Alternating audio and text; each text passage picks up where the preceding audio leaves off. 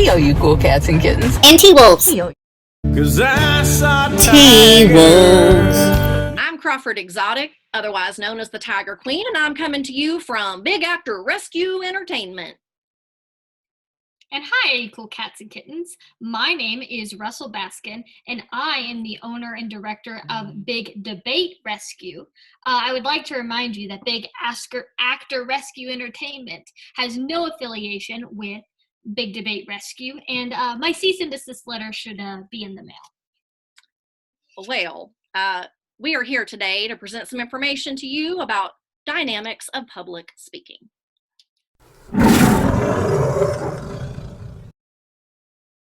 And then something that works really well and actually works with how you use gestures is actually going to be your voice, which is going to be that 38% from the 755-38 rule.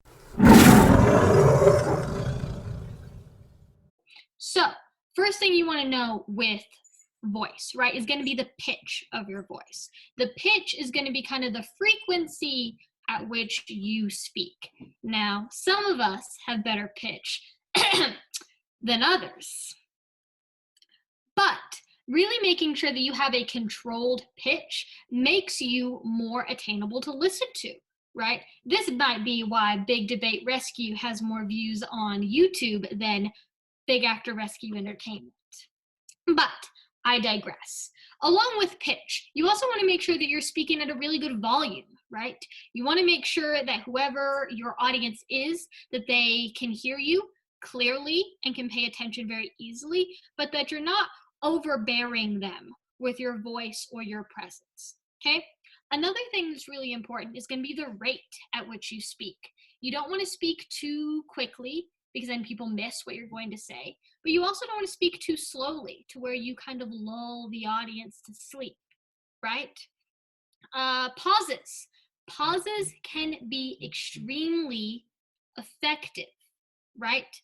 But you have to use them in a way that goes with emphasis, which is going to be the final aspect I'm going to talk about when it comes to voice, okay? Using pauses is actually one way that you can emphasize words, okay? You can pause to make sure that the next word that you say is absorbed better by the audience. You can also use emphasis by really varying the other aspects of voice that I talked about. You can use pitch, volume, and rate to help emphasize the most important parts of your message. Now, I think that emphasis and gestures need to be used hand in hand, right?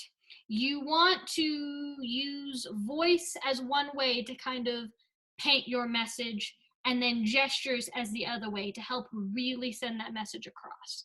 Another thing when it comes to voice is you really don't want to use fillers, right? Every time you say a word that isn't necessary, you're just muddling up the entire message. So you really want to make sure that whenever you talk, you don't use filler words like, and etc. You also want to make sure that you have really good fluency, right? So fluency is really just going to be the kind of rate at which you're speaking, as well as making sure it's all smooth and consistent, but not too boring. And then finally, you want to make sure you find your own style, right? I'm sure Crawford Exotic will talk to you a lot about their style, but that could be a bit abrasive. You really want to make sure that you find a style that works for you and that is well attainable for your audience, okay? Which reminds me that you have to grab your audience's attention within the first 7 seconds of speaking with them, right? So how you're going to do that is making sure that you're using good gestures, good voice, and you're also going to make sure that really you have your own style and that you're confident in that style. Now, confident does not mean arrogant. Confident. I mean, when you got it, you got to flaunt it. But confidence does not mean arrogance. You want to make sure that you present yourself in a way where you are knowledgeable about what you're talking about, but you still understand you have a clear and really attainable style, right? And then finally, when it comes to style and how you present yourself, you want to make sure that you're professional. Making sure that you're professional really is basically just having everything that we talked about before. Making sure you're standing up straight, you're dressed for the occasion, all that stuff, right? Obviously, different settings call for different professional decorum. And if you ever have any questions about that, you can let myself and, I guess, Crawford Exotic know. Now, this is not in retaliation for anything you've said, but the whole world's wondering, did you actually grind your opponent up and feed him to the tigers and there's no evidence?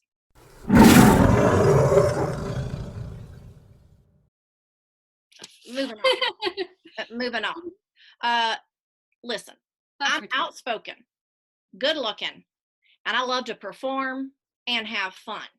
And you've got to have charisma and authenticity in public speaking. Now, one thing, and I'm saying one thing that Russell Baskin got correct here is you do have to exude confidence. You've got 7 seconds to get that audience's attention. For competition, that means your judge's attention, or you may not get it back. So you've got to have a style, and you've got to exude confidence, and you've got to seem authentic, right? Some of us know how to do that. And you've got to exude charisma. So figure out what your own personal style is and how you can use that within the acceptable parameters of the public speaking event and occasion and venue that you are taking part in. All right. Now, a couple of final things here. A fine point here, cueing. You want to come up with some cues where you teach your audience. So you're going to do this using your nonverbals, okay? Using your body, that's facial expression, that's gestures, things like this, and tone of voice. You're going to use these cues to teach your audience what kind of material you're presenting and when you want them to laugh. So for example, there's a kind of a famous public speaking, it was a champion orator for National Speech and Debate Association one year, and she had a pretty funny first third of her speech was almost like a stand-up comedy routine, but it was very good as well. And she taught her audience the different types of material. So every time she would deliver a joke, she would kind of tilt her head and she would kind of do a thing with her mouth.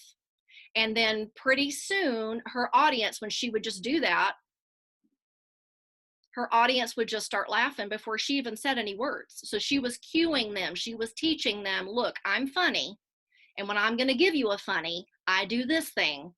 And then her audience, by the end of the speech, her audience thought she was funny, whether she really was or not, because she would give them the cue. And you can do this for all of your types of material. You've got your lighthearted or funny material. You've got your evidence. You've got your discussion type of material. And develop a facial expression, a gesture, something that cues your audience. Every time you start that type of material, you do that nonverbal cue, and then they know what kind of material. They're not realizing it, they're not thinking it, but they know what kind of material is about to come up. And then you get the reaction you want. And you want to pay attention to your audience's reactions and responses. Are they enjoying your speech? Are they kicking back and going to sleep?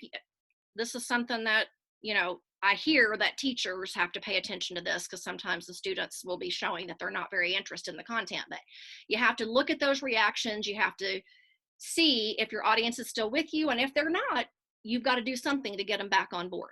Okay? And don't discount the power of the pause.